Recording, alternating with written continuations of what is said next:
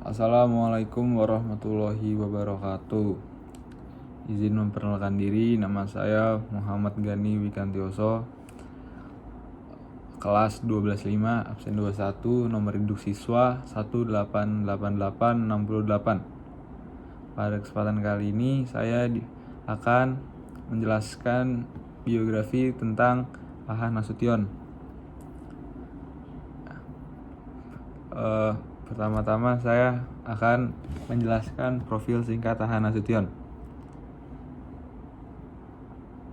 Nama beliau adalah Jenderal Besar Purnawirawan Abdul Haris Nasution, lahir di Kota Nopan, Mandaling Natal, Sumatera Utara pada tanggal 3 Desember 1918. Meninggal di Jakarta 5 September tahun 2000 pada saat beliau berumur 81 tahun.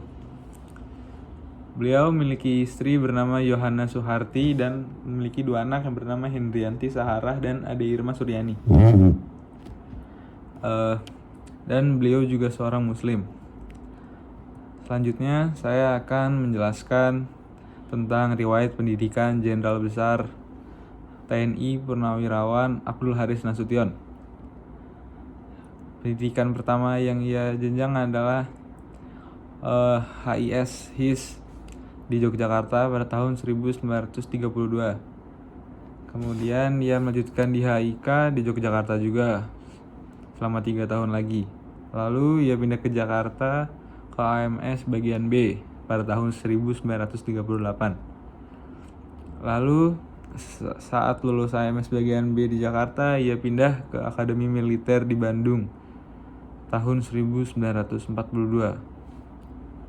Lalu Dr. HC dari Universitas Islam Sumatera Utara, Medan, dia menjadi dokter. Lalu dia masuk Universitas Padjadjaran Bandung, Visipol atau Ilmu Politik pada tahun 1962. Lalu melanjutkan di Universitas Andalas Padang Ilmu Negara pada tahun 1962. Lalu dia melanjutkan lagi di Universitas Mindanao, Filipina 1971. Selanjutnya saya akan menjelaskan riwayat karir beliau. Pada tahun 1938 ia mulai karirnya sebagai guru di Bengkulu selama 1 tahun. Lalu pindah ke Palembang tapi tetap menjadi guru selama 2 tahun. Lalu setelah menjadi guru, ia menjadi pegawai Kota Praja Bandung pada tahun 1943. Lalu menjadi Divisi 3 TKR atau TRI Bandung, lalu menjadi Divisi 1 Siliwangi, lalu menjadi Wakil Panglima Besar atau Kepala Staf Operasi MBAP di Yogyakarta pada tahun 1948. Setelah menjadi Wakil Panglima Besar, ia menjadi Panglima Komando Jawa pada tahun 1948 sampai 1449. Lalu ia menjadi Kasat Kepala Staf Angkatan Darat dari tahun 1949 sampai 1952. Lalu selama 3 tahun dia tidak menjabat menjadi Kasat, tapi 3 tahun kemudian dia menjadi Kasat lagi pada tahun 1955 dan sampai 1962. Selama 7 tahun ia menjadi Kasat lagi. Setelah menjadi Kasat, ia dipilih untuk menjadi Ketua Gabungan Kepala Staf dari 1955 sampai 1959. Setelah menjadi Ketua Gabungan Kepala Staf, ia menjadi Menteri Keamanan Nasional atau Menko Polhukam pada tahun 1959 sampai 1966. Setelah menjadi Menko Polhukam, ia menjadi Wakil Panglima Besar Komando Tertinggi pada 1962 sampai 1965. Tapi saat 1964 dia tidak menjabat. Setelah menjadi Wakil Panglima Besar Komando Tertinggi, ia menjadi Ketua MPRS. Setelah saya menjelaskan profil singkat tentang Jenderal Besar TNI Purnawirawan Abdul Haris Nasution, saya akan menjelaskan profil lengkap beliau. Abdul Haris Nasution lahir dari keluarga Batak Muslim. Ia merupakan anak kedua dan anak laki-laki tertua di keluarganya. Ayahnya yang sangat religius menginginkan Nasution untuk belajar di sekolah agama. Namun, sang ibu menginginkan agar dia sekolah kedokteran di Batavia. Tamat dari sekolah pada 1932, ia mendapatkan beasiswa untuk belajar mengajar di Bukit Tinggi. Pada tahun 1935, Nasution pindah ke Bandung untuk melanjutkan pendidikannya dan ia tinggal di sana selama 3 tahun. Keinginannya untuk menjadi seorang guru lama-kelamaan memudar serta tertarikan dalam bidang politika tumbuh. Setelah lulus pada tahun 1937, ia kembali ke Sumatera dan mengajar di Bengkulu. Setahun kemudian ia pindah mengajar ke Tanjung Raja dekat Palembang. Namun minatnya pada politik dan militer lebih besar. Pada tahun 1940, Jerman Nazi menguasai Belanda dan pemerintah kolonial Belanda membentuk korps perwira cadangan yang menerima orang Indonesia.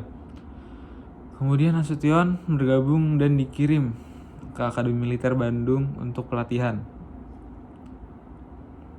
Pada 1940, ia dipromosikan menjadi Kopral 3. Kemudian ia menjadi sersan. Kemudian ia menjadi seorang perwira di KNIL atau Koninklijk Nederlands Indische Leger. Pada tahun 1942, Jepang menduduki Indonesia. Lalu Nasution langsung ditugaskan ke Surabaya untuk mempertahankan pelabuhan. Nasution kembali ke Bandung untuk bersembunyi karena takut ditangkap oleh Jepang. Tapi kemudian ia membantu milisi Petan namun tidak benar-benar menjadi anggota. Selanjutnya saya akan menjelaskan perjalanan karir militer Jenderal Besar TNI Purnawirawan Abdul Haris Nasution. Setelah proklamasi kemerdekaan Indonesia, Nasution bergabung dengan TKR atau Tentara Keamanan Rakyat. Dan pada 1948 ia diangkat menjadi Panglima Regional Divisi Siliwangi yang menjaga keamanan Jawa Barat. Pada tahun 1948, Nasution naik jabatan menjadi Wakil Panglima TKR. Meskipun hanya berpangkat.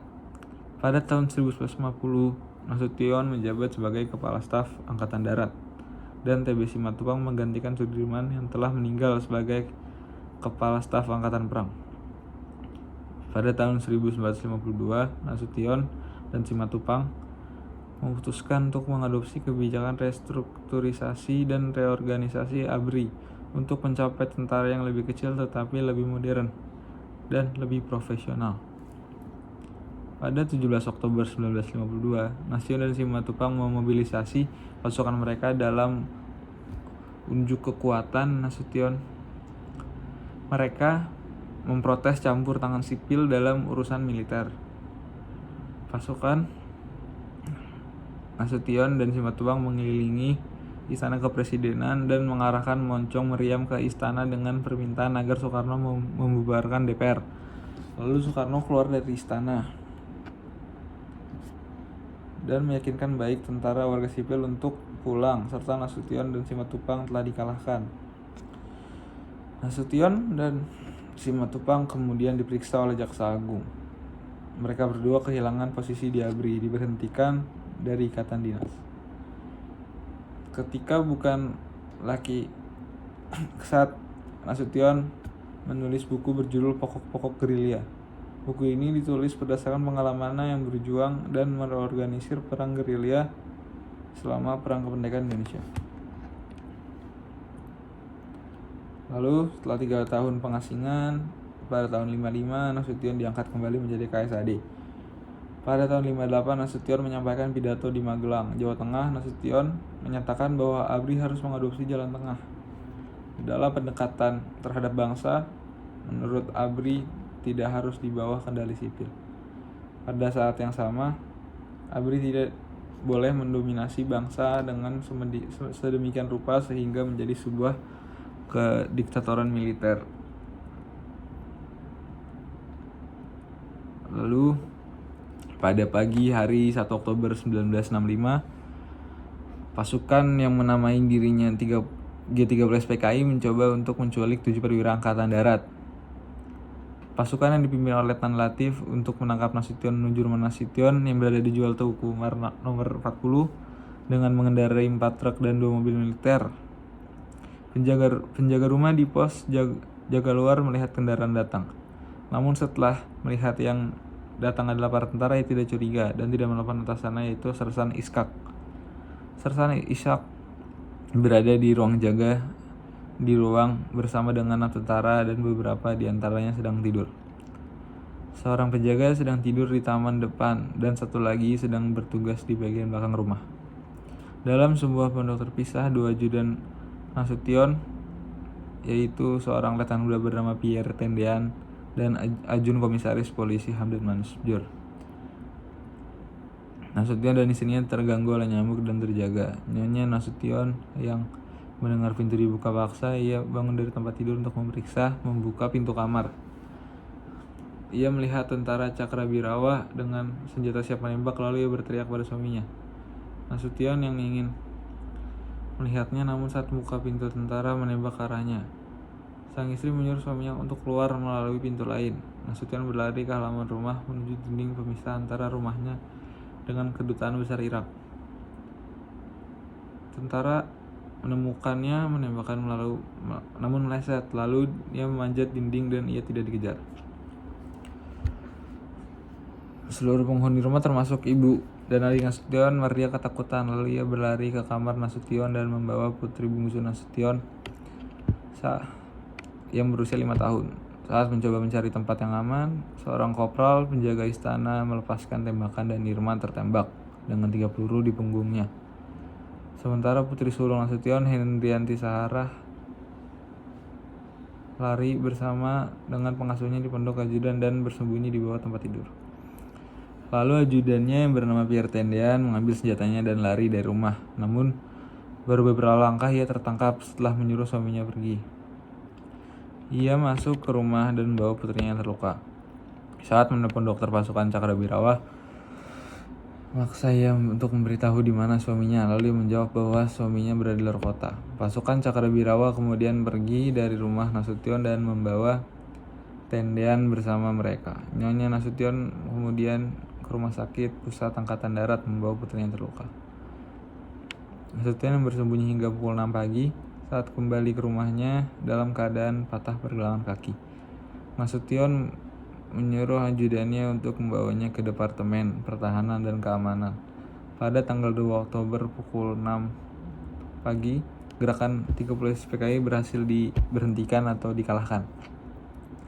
Beberapa minggu setelah G30 PKI, Nasution berusaha melobi Soekarno agar menjadikan Soeharto sebagai Panglima Angkatan Darat, dan pada 14 Oktober 1965 Soeharto diangkat sebagai Panglima Angkatan Darat. Pada Februari 1966, Nasution tidak lagi menjabat sebagai Menteri Pertahanan atau Keamanan. Dalam perombakan kabinet dan juga posisi Kepala Staf ABRI dihapuskan, harapan untuk melakukan sesuatu telah hilang. Para perwira dan juga gerakan mahasiswa berada di belakang Soeharto. Walaupun begitu, ia tetap menjadi tokoh yang dihormati. Nasution dinominasikan untuk posisi Ketua MPRS oleh semua fraksi di MPRS, dan dia berhasil menjadi Ketua MPRS. Walau dibantu oleh Nasution, Soeharto menganggap Nasution sebagai saingan. Pada tahun 1969, Nasution dilarang berbicara di Akademi Militer dan Seskuad.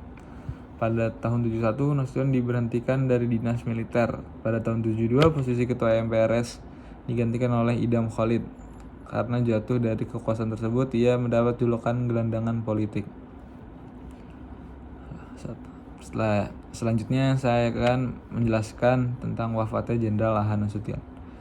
Beliau meninggal pada tanggal 6 September tahun 2000 pada umur 81 tahun. Setelah menderita stroke dan koma, beliau kemudian tidak lama meninggal. Kemudian ia dimakamkan di Taman Makam Pahlawan Kalibata, Jakarta Selatan. Sekian dari saya, mohon maaf bila banyak kekurangan. Wassalamualaikum warahmatullahi wabarakatuh.